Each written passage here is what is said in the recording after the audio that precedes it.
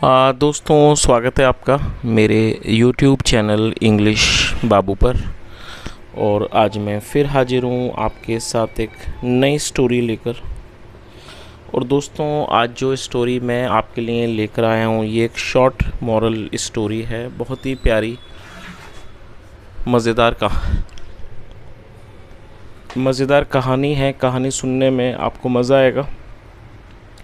उसके अलावा दोस्तों, आज की इस कहानी में आपको कुछ नए इंग्लिश के वर्ड मीनिंग सीखने को मिलेंगे, उनकी करेक्ट प्रोनाउंसिएशन के बारे में पता चलेगा। और हमेशा की तरह जो इसका ग्रामर का पार्ट है उसे डिटेल में कवर करेंगे, तो एक एक स्ट्रक्चर को आप बड़ी आसानी से सीख पाएंगे। तो चलिए दोस्तों, आज की इस कहानी को हम शुरू करते हैं। और सबसे पहले कहानी का टाइटल देखते हैं। कहानी का टाइटल है द ग्रीडी मैन। दोस्तों, ग्रीडी एडजेक्टिव है जिसका अर्थ होता है लालची आदमी। तो दोस्तों, ये आज की इस कहानी का टाइटल है, शीर्षक है। और अब मैं इसे पढ़ना शुरू करता हूँ। आपसे रिक्वेस्ट है आप इस कहानी को बिल्कुल ध्यान से सुने। यदि आज की कहानी में आपको कोई नया शब्द या फिर नया स्ट्रक्चर मिले तो आप उसको नोट करें, और यदि कहानी अच्छी लगे तो लाइक भी ज़रूर करें। तो चलिए इसको शुरू करते हैं। Once a rich and greedy man fell seriously ill। क्या अर्थ हुआ दोस्तों? ये जो वाक्य है ये एक पास्ट इंडेफिनिट का अफर्मेटिव वाक्य है। और जब हम पास्ट इंडेफिनिट में कोई भी अफर्मेटिव का वाक्य बनाते हैं तो वहाँ वर्ब की सेकंड फॉर्म का यूज़ किया जाता है। अब दोस्तों, यहाँ जानने वाली बात यह है कि FALL फॉल मतलब गिरना, और सेकंड फॉर्म है फेल।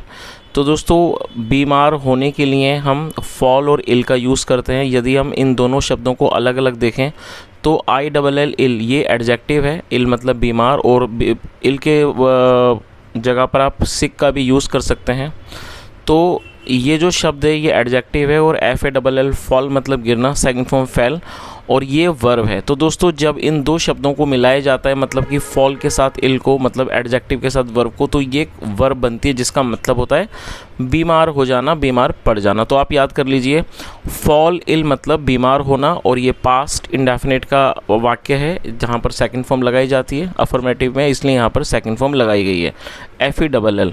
और दोस्तों, सीरियसली ये एक एडवर्ब है। एडवर्ब का काम होता है वाक्य के अंदर जो क्रिया हो रही है, जो वर्ब है उसके विशेषता के बारे में बताना। तो ये एडवर्ब का काम है। और एडवर्ब आप देखेंगे, इसको पहचानने का सबसे आसान तरीका है कि जो एडवर्ब हैं वो ज़्यादातर LY पे ही ख़त्म होती हैं, और जो एडवर्ब हैं वो एडजेक्टिव के साथ LY जोड़ के बनाया जाता है। सीरियस का मतलब होता है गंभीर, जो कि एडजेक्टिव है, और जब आप इसमें LY जोड़ देंगे तो वो एडवर्ब बन जाएगा जिसका अर्थ हो जाएगा गंभीर रूप से। तो इस तरह से पूरी लाइन का क्या अर्थ निकला?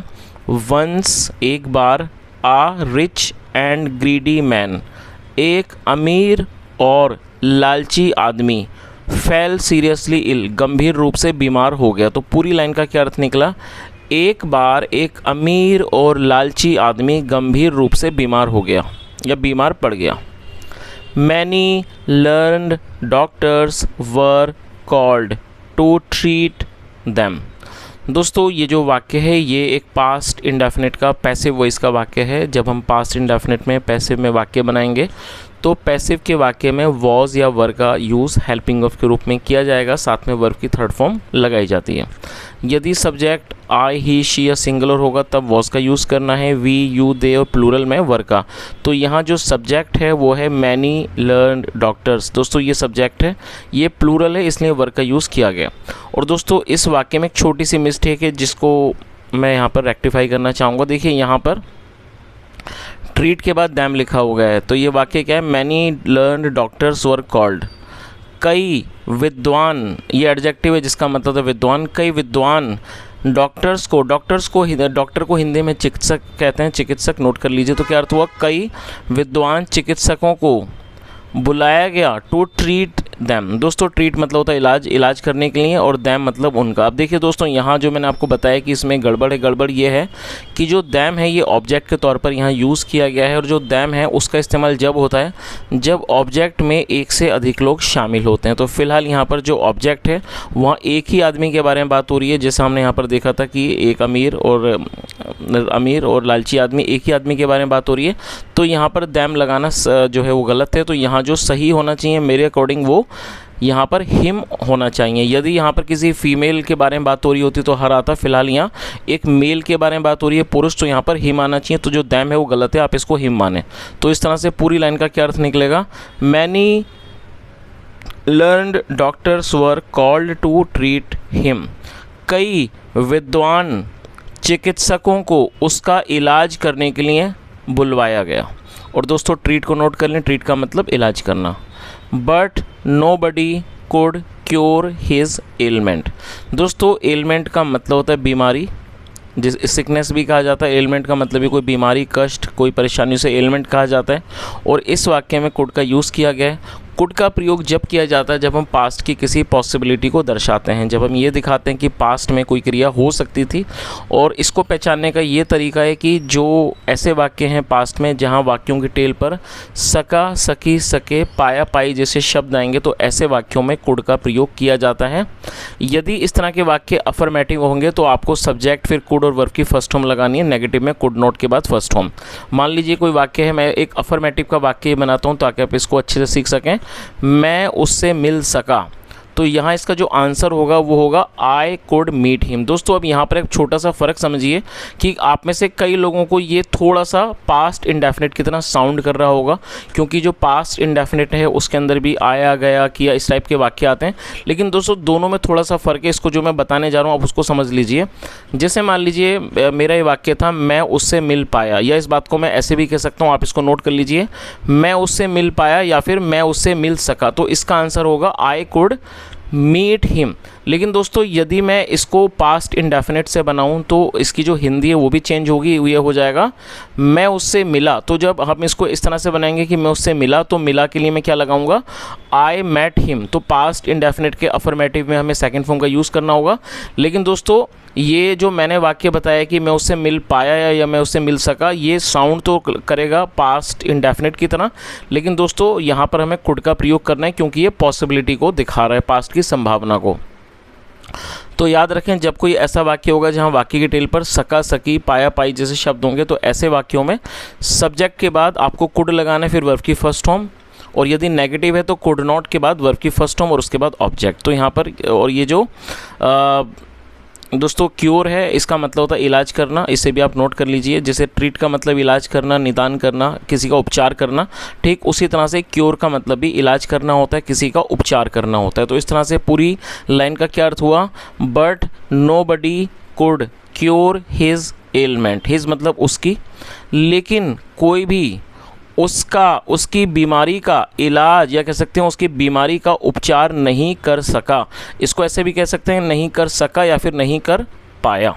तो दोस्तों मैं उम्मीद करता हूं कि यहाँ जो मैंने आपको कुड के बारे में बताया वो आप पास्ट इंडेफिनिट और कुड का जो अलग अलग यूज़ है वो आप सीख पाए होंगे। यदि आप सीखे हों तो कमेंट में एक बार ज़रूर बताएं। चलिए आगे देखिए।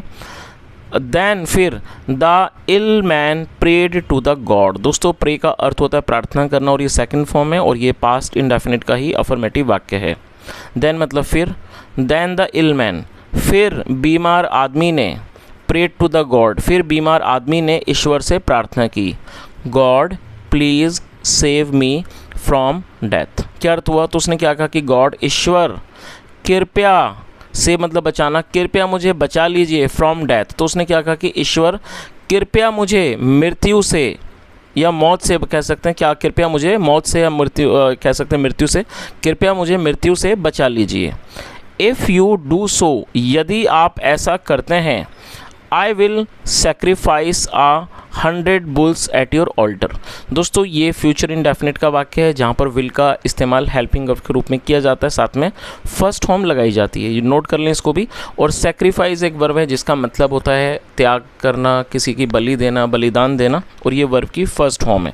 तो उसने क्या कहा कि ईश्वर please save me from death, मतलब कृपया मुझे मौत से, मुझे मृत्यु से बचा लीजिए। इफ़ यू डू सो, यदि आप ऐसा करते हैं, आई विल सेक्रीफाइस, मैं बलि दूंगा, या कह सकते हैं कि मैं बलिदान दूंगा, त्याग दूंगा, मैं बलि दूंगा 100 बुल्स, 100 बैलों की, एट योर ऑल्टर, आपकी बलि वेदी पर। ऑल्टर का मतलब होता है बलि वेदी, और दोस्तों बुल का मतलब होता है बैल या फिर सांड। तो उसने क्या कहा कि यदि आप मुझे मौत से बचाते हैं, मृत्यु से बचा लेते हैं,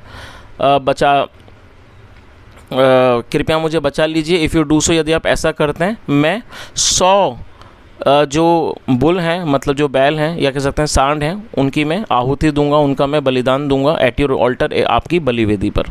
आगे देखिए,